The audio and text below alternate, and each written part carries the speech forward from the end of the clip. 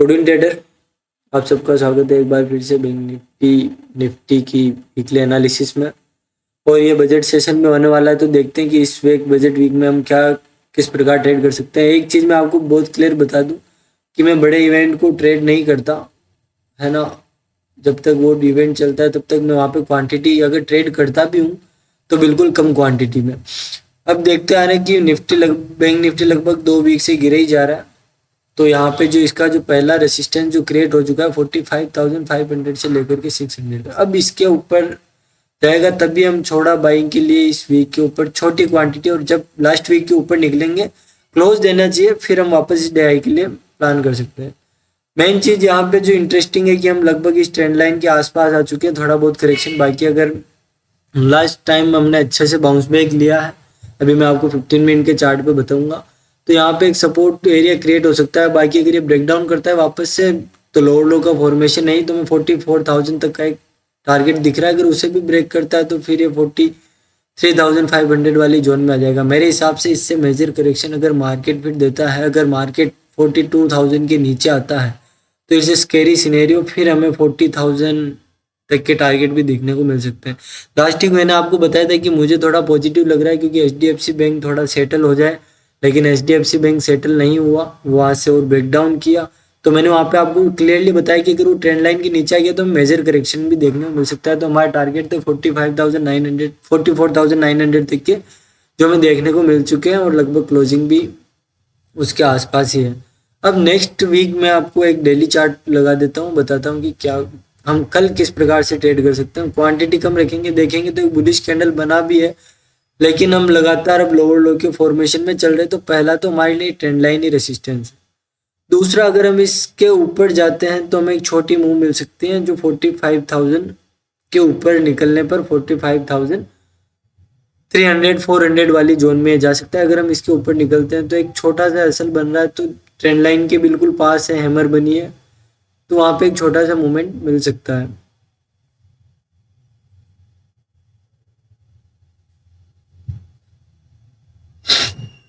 अगर हम यहाँ पे देखें एक चीज और, तो 15 मिनट के चार्ट पे मैं आपको ले चलता हूँ।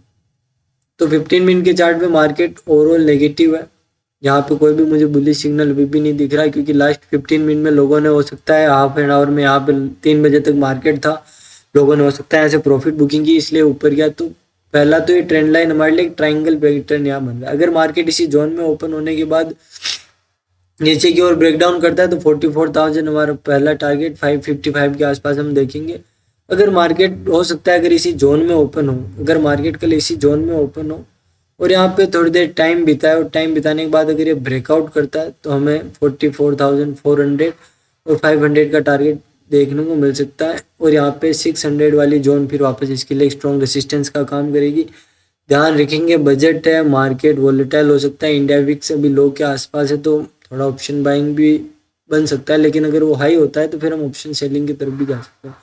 यहाँ पे मोस्ट इंपॉर्टेंट चीज़ है 44,000, ये जो ट्रेंड लाइन है ये मंथली चार्ट की ट्रेंड लाइन है, और लेवल में आपको बता चुका हूँ। अगर मार्केट यहाँ से 45,000 के 500 के ऊपर ही क्लोज करता है, लगभग यहाँ से 500 के दूर है हम, और इस रेसिस्टेंस को निकाल के क्लोज करता है, तो नेक्स्ट टारगेट हमारा 46,200 रहेगा। बाइंग के लिए मैं जब तक इंटरेस्टेड नहीं हूँ तब तक हम लास्ट वीक के ऊपर जाके एक दिन डेली चार्ट पे क्लोज ना करें। बड़ी क्वांटिटी के लिए बता रहा हूँ, अगर इंट्राडे में कोई पैटर्न बनता है, जैसे यहाँ एक पैटर्न बना, ट्राइंगल का ब्रेकआउट हुआ, यहाँ मार्केट सस्टेन करता है, अपने इस रेसिस्टेंस को निकालता है, तो मैं छोटे टारगेट के लिए से प्लान कर सकता हूँ। लेकिन क्वांटिटी, अगर मैं सेल साइड में अगर 500 क्वांटिटी ट्रेड कर रहा हूँ तो मैं बाइंग साइड में ओनली 100 क्वांटिटी ट्रेड करूंगा।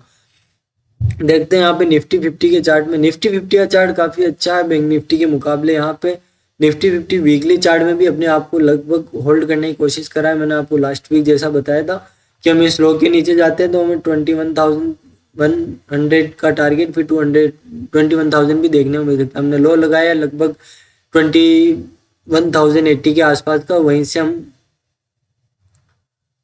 बाउंस बैक किए। बाउंस बैक करने के बाद वापस से हम इस लो क्लोजिंग के ऊपर, तो यहाँ पे निफ्टी में अगर हम देखें तो मार्केट नीचे तो जा रहा है, लेकिन क्लोज वापस ऊपर आने की कोशिश कर रहे हैं। यहाँ नीचे गया ऊपर आके क्लोज कर दिया, यहाँ नीचे गया ऊपर आके क्लोज कर दिया, यहाँ भी नीचे गया ऊपर जाके क्लोज कर दिया, यहाँ भी नीचे गया ऊपर जाके क्लोज कर दिया।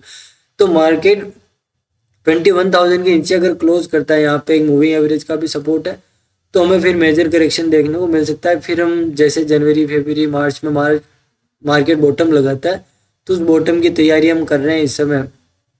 तो मार्केट में मेजर करेक्शन लगभग 20,500 टू 50 के आसपास हम आ सकते हैं, जो हमारा ब्रेकआउट जोन था।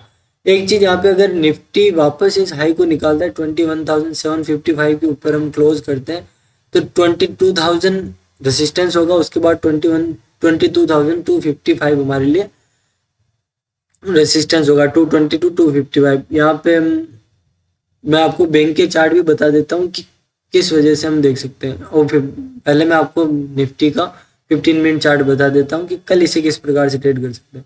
निफ्टी अपनी एक रेंज में ही रहा है, और यहाँ पे देखेंगे तो इनसाइड कैंडल का सेटअप बन रहा है। तो अब यहाँ पे दिक्कत कब क्रिएट होगी, जब हम इस लो के नीचे ट्रेड करेंगे। 21,200 के नीचे आएंगे तो हमें 21,000 तक का लेवल दिख रहा है, उससे नीचे फिर डीप करेक्शन में 20,800। यहाँ पे अगर हम कल गैप अप ओपन होते हैं, तो देखेंगे पहले 5-10 मिनट की कैंडल अगर कोई नेगेटिव कैंडल बनती है, तो अब मैं नीचे के लिए प्लान कर सकता हूँ। सेलिंग के लिए टारगेट विल बी 21,350 400 के आसपास। अगर मार्केट गैप अप होने के बाद सस्टेन करता है, तो कल मैं बाइंग में कोई इंटरेस्टेड नहीं हूँ। अगर ये फिर परसों के दिन निकलता है, तो फिर मुझे लगता है कि 21,800 22,000 तक के टारगेट देखने को मिल सकता है। सेकंड चीज हम यहाँ पे देखते हैं कि कुछ बैंकिंग चार्ट, यहाँ पे हम HDFC बैंक को डेली चार्ट पे, सबको डेली चार्ट पे एनालिसिस करेंगे। यहाँ पे डेली चार्ट पे हम देखेंगे कि एक इनसाइड कैंडल बनी और डाउन ट्रेंड के बाद एक बुलिश कैंडल भी यहाँ पे दिख रही है, लेकिन अब HDFC में वीकनेस 380 के नीचे ही आएगी।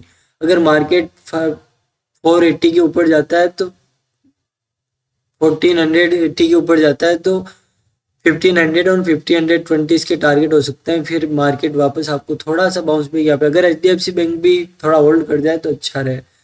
ICICI बैंक, दो मेजर बैंकों की मैं आपको बताऊंगा। ICICI में एक अच्छा करेक्शन आया, वैसे भी इसका यही मामला है, अच्छे रिजल्ट के बाद टॉप लगाता है, उसके बाद नीचे आता है, ऐसा बहुत बार हो चुका।